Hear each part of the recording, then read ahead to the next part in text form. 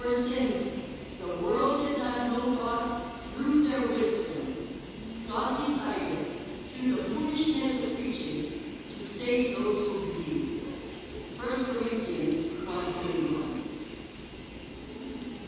of Jonah in Nineveh with an urgent message to save the people of Nineveh. He was reluctant, he was imperfect, yet his words sparked one of the greatest revivals recorded in Scripture. Or consider Peter on the day of Pentecost. One servant, empowered by the Holy Spirit, brought 3,000 souls into the kingdom.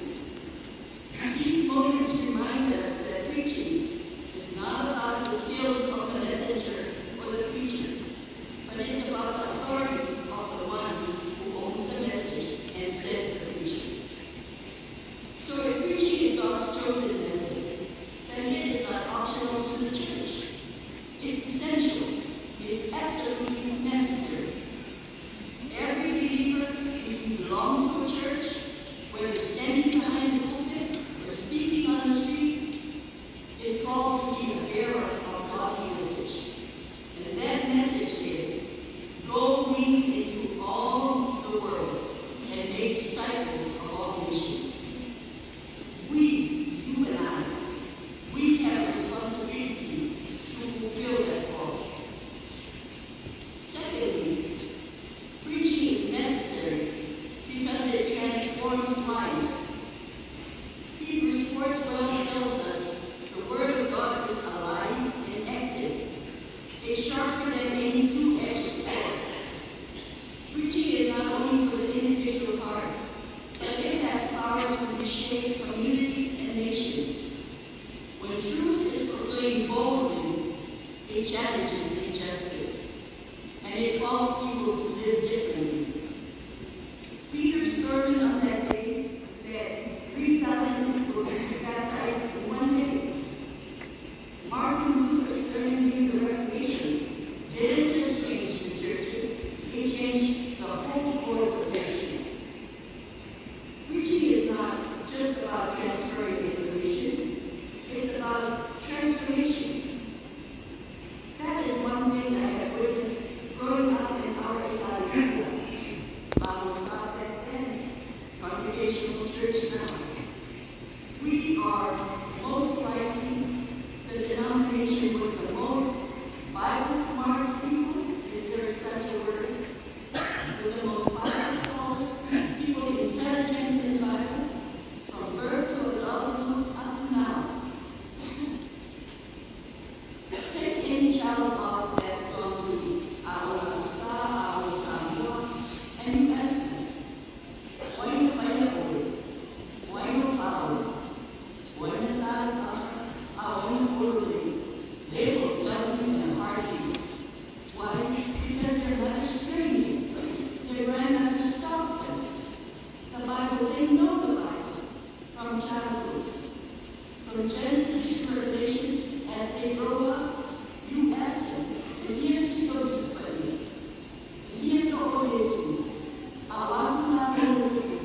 they will recite them to you in a minute. But that's all information, no transformation. But transformation is what preaching does. It changes lives, it brings renewal, it establishes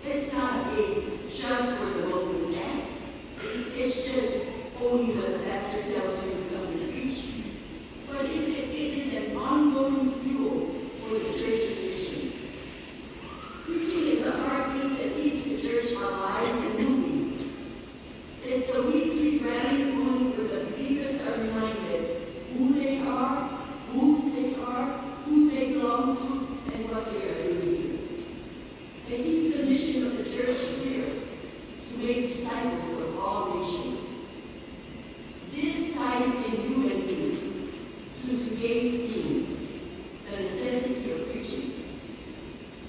Have you ever thought about it? Last week, 9 seminarians and their wives completed their tours of studies here at the Talavou Theological Seminary.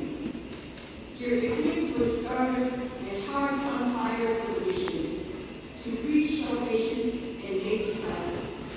Last week also, 7 new students answered the calls to study and train for the ministry here.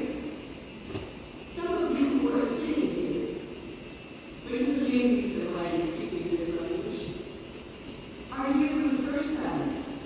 You've traveled from afar, Hawaii, Mainland, New Zealand, Australia, Samoa, to be here for this full day.